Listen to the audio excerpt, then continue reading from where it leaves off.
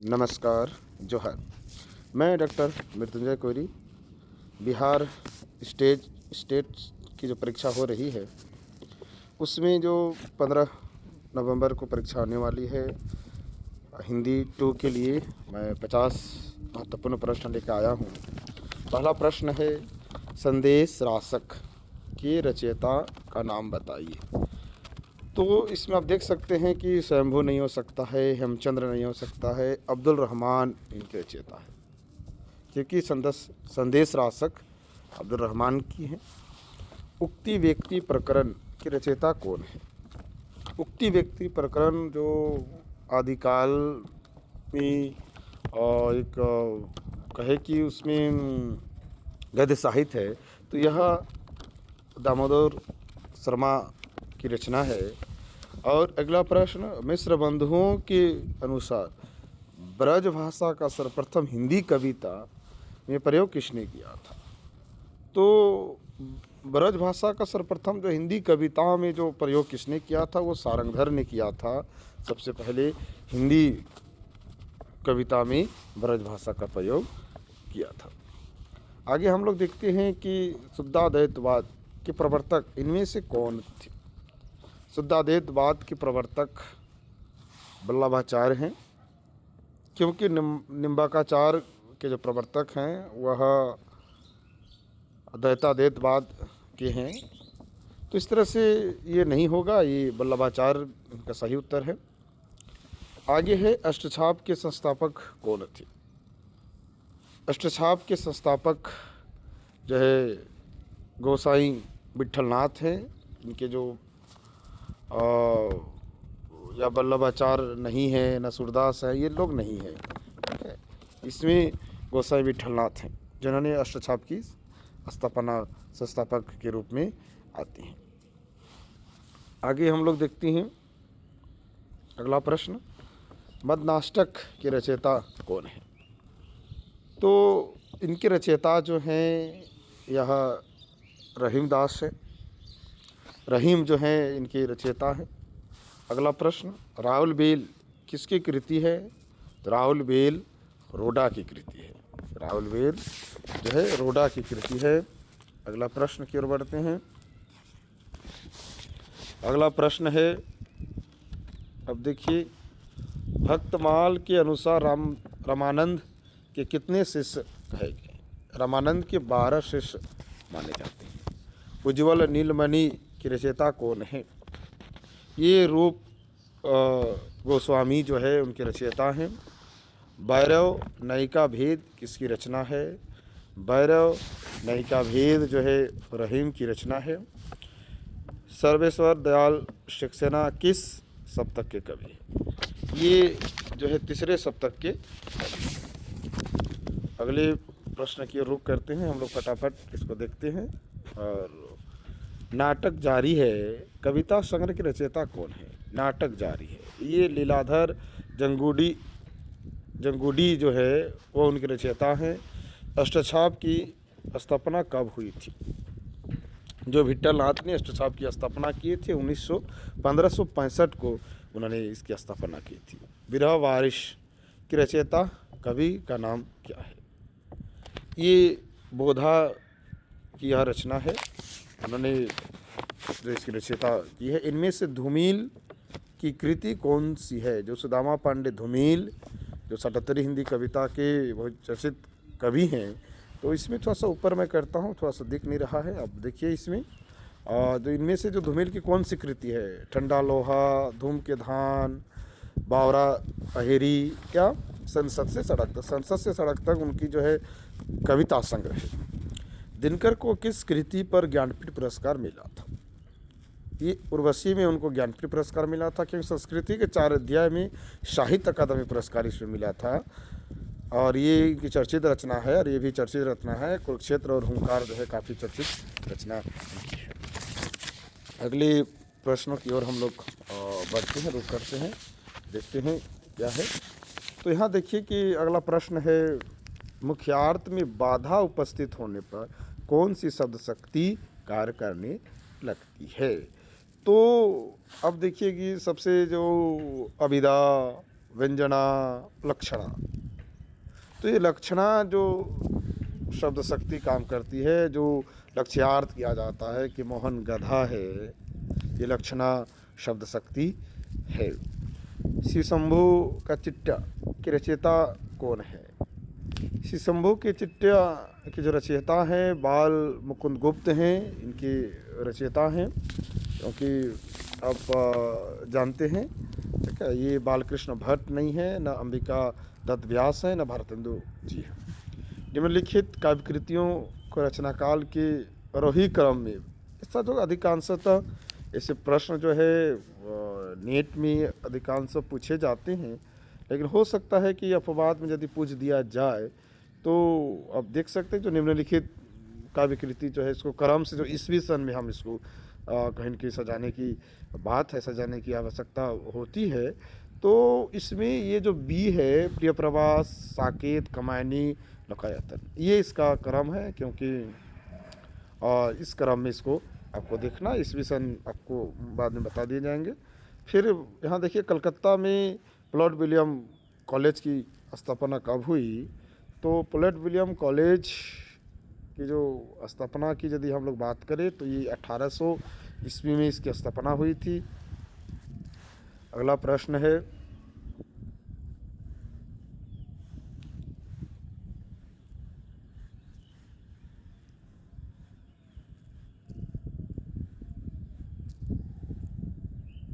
कवि वचन सुधा का संपादक कौन था? तो कवि वचन सुधा का संपादक जो है भारतेंदु हरिश्चंद्र जी हैं, क्योंकि इन्होंने 3 जो कविताओं का संपादित करने का काम किया था, कवि वचन सुधा, भारतेंदु मैगजीन और बाला बोधनी। जो बाला बोधनी जो है स्त्रियों पर विशेष था। सरस्वती पत्रिका का प्रकाशन कब प्रारंभ हुआ? यह 1900 ईस्वी में ये प्रारंभ हुआ, जिनमें 4-5 संपादक थे, और 1903 में इसे जो है महावीर प्रसाद द्विवेदी ने इसका कार्यभार संभालने का काम किया था। कबीर के मरने पर उनकी गद्दी किसको मिली? तो उनके जो शिष्य हैं, कबीर के जो शिष्य हैं धर्मदास, जिन्होंने बीजक का भी संपादक करने का काम किया था, उन्हें उसकी गद्दी का प्रभार मिलता है। अगले प्रश्न की ओर हम लोग रुक करते हैं। अब देखिए, इनमें से कौन सा नाटक मोहन राकेश का नहीं है? आधे अधूरे मोहन राकेश का है, आषाढ़ का एक दिन मोहन राकेश का है, लहरों का राजहंस मोहन राकेश का है, तो 8वां सर्ग जो है यह उनका नहीं है। अब देखिए, इनमें से पात्र, कौन सा पात्र चंद्रगुप्त नाटक का नहीं है? चंद्रगुप्त नाटक का कौन सा पात्र जो है नहीं है, यह प्रश्न इसमें पूछा गया है। तो पात्र की बात करें तो कांडेलिया भी है, अलका भी है, कल्याणी भी है, तो मंदाकिनी जो है यह नहीं है, ये ध्रुवस्वामिनी की पात्र है। अगले प्रश्न की ओर बढ़ते हैं, हम लोग देखते हैं अगला प्रश्न क्या है। हृदय की मुक्तावस्था को रस दशा किसने माना है? ये आचार्य रामचंद्र शुक्ल का मानना है। जो इनकी कविता क्या है, उस निबंध में इन्होंने इस बात को कहा है कि कविता किससे कहते हैं। उन्होंने लिखा भी है कि हृदय की मुक्तावस्था को जो रस दशा कहते हैं, उसमें लिखा जिस प्रकार हृदय की आत्मा की हृदय और आत्मा की बात इसमें करते हैं, उसमें कविता किस तरह से प्रस्फुटित होती है, कैसे निकलती है, उसी पर यहाँ बात की गई है। हृदय की मुक्तावस्था जो ज्ञान दशा, और हृदय की मुक्तावस्था जो रस दशा, और आत्मा की मुक्तावस्था जो ज्ञान दशा की बात इसमें करते हैं, उसी से जो मनोज शब्द विधान करती आई है उसे कविता कहते हैं, उसमें इन्होंने लिखा है। इससे पहले जो है 8वां सर्ग जो नहीं है, तो इसकी बात हम लोग इसमें देख रहे थे, तो हम लोग देखते हैं कि किनकी ये रचना है। ये रचना जो है 8वां सर्ग जो नाटक है वो सुरेंद्र वर्मा की रचना है, जो आपको आगे उसमें मोहन राकेश में आपको मिल रहा था। आप अगले प्रश्न की ओर हम लोग बढ़ते हैं। अगला प्रश्न है हमारा, भाषा या वासिष्ठ के जो है रचनाकार कौन है? तो ये इसके रचनाकार कौन है, आप इसको देखिए कि किसको हम कह सकते हैं, सदाराम फुलेरी कहें या लाल राजपत राय कहें या प्राणचंद्र चौहान कहें, ये राम प्रसाद निरंजनी की यह रचना है। परीक्षा गुरु उपन्यास के लेखक कौन है? तो परीक्षा गुरु उपन्यास के जो लेखक हैं वह लाला श्रीनिवास दास इनके रचयिता है। इनमें से कौन सी कहानी हिंदी की पहली कहानी मानी जाती है? थोड़ा सा ऊपर करता हूँ मैं इसको। अब देखिए जो हिंदी की पहली कहानी कौन सी है, आप अनुमान लगाएं कि इनमें हिंदी की पहली कहानी कौन सी है। यह इंदुमती को हिंदी की पहली कहानी मानी जाती है, जो 1900 में ये प्रकाशित हुई थी। पूर्वी हिंदी का विकास इनमें से किस अपभ्रंश से हुआ है? आप पूर्वी हिंदी का जो विकास की बात करें तो यह अर्धमागधी अपभ्रंश से जो पूर्वी हिंदी का विकास माना जाता है।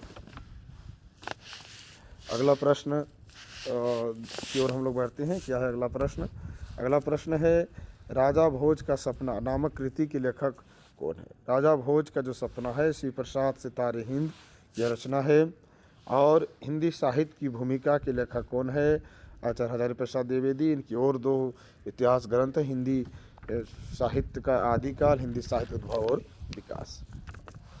अगले प्रश्न की ओर हम लोग रुक करते हैं कि इसमें हम लोग देखते हैं कि जो नई कविता पत्रिका के संपादक इनमें से कौन थे? तो ये जगदीश गुप्त हैं जो नई पत्रिका के संपादक हैं। फिर सरस्वती पत्रिका का संपादन जो महावीर प्रसाद द्विवेदी ने कब प्रारंभ किया? जो मैं इससे पहले भी कह रहा था 1903 ईस्वी में ये प्रारंभ करने का काम करते हैं। फिर आगे हम लोग देखते हैं इनमें से कौन सा उपन्यास हजारी प्रसाद द्विवेदी का नहीं है? अपनी अपनी अजनबी, पानभट्ट की आत्मकथा, अनाम दास का पोथा। तो अब देखिए इनमें से कौन सा जो है, तो ये अपनी अपनी अजनबी जो है यह इनकी नहीं है। पुनर्नवा, रामदास का पोथा, पानभट्ट की आत्मकथा उन्हीं की रचना है, उन्हीं का उपन्यास है। रस मीमांसा किसकी कृति है?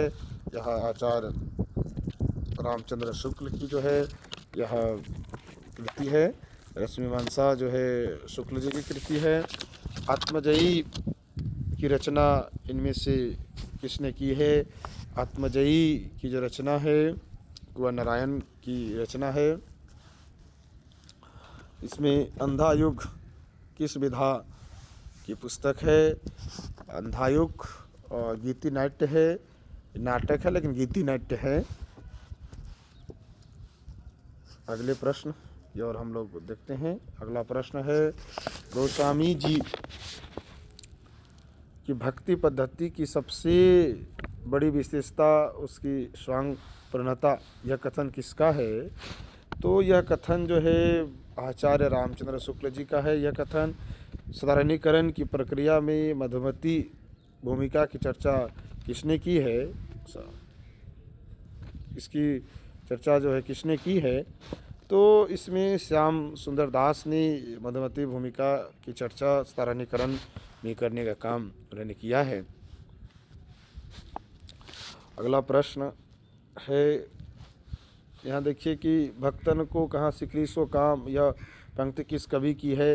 यह जो है कुम्भनदास के द्वारा यह पंक्ति कही गई थी। जब उनको राजा के द्वारा बुलाया जाता है, जब वो जाते हैं और वो सो रहे होते हैं, फिर वो लौट रहे होते हैं, फिर बुलाया जाता तो कहते हैं कि भक्तन को कहाँ से कृष्ण काम, आवत जावत पनिया टूटे बिसरे गए हरिनाम की वह बात करती हैं। जहांगीर जस चंद्रिका की रचयिता कवि कौन है? जहांगीर जस चंद्रिका ये केशवदास की रचना है। अगली रचना की ओर बढ़ते हैं, अगले प्रश्न की ओर। इनमें से कौन सा ग्रंथ लक्षण ग्रंथ है? इसमें से कौन सा ग्रंथ जो है लक्षण ग्रंथ है? तो कवि प्रिया लक्षण ग्रंथ है जो केशवदास की ही रचना है। 84 वैष्णव की वार्ता के लेखक इनमें से कौन है? 84 वैष्णव की वार्ता गोसाई गोकुलनाथ की रचना है। और अगला प्रश्न है आपका, गोरा बादल की कथा के रचयिता कौन है? गोरा बादल की कथा के रचयिता जटमल को माना जाता है, इनकी रचयिता वो हैं। अगला प्रश्न है, अगले प्रश्न की ओर हम लोग बढ़ते हैं। अगला प्रश्न है, हिंदी का प्रथम कवि कौन है? हिंदी का प्रथम कवि किसे माना गया है? तो हिंदी का प्रथम कवि सरप्पा को माना गया है। राहुल संकृत्यान ने सरप्पा को मानता, लेकिन अधिकांश विद्वान सरप्पा को ही मानते हैं। श्रवाकाचार्य किसकी कृति है? ये देवसेन की कृति है सर्वकाचार। और अगला प्रश्न है वयमचर्यु इनमें से किसकी कृति है? वयमचर्यु जो है यह स्वयंभू की रचना है जो राम कथा पर आधारित है यह रचना। अगला प्रश्न है अंतिम 50वां प्रश्न, हम लोग देखते हैं पुष्प की अभिलाषा नामक कविता के रचयिता कवि कौन है? तो यह माखनलाल चतुर्वेदी की रचना है। आगे पुनः हम लोग जो है और 50 प्रश्नों पर बातें करेंगे। इसके लिए इतना ही, धन्यवाद।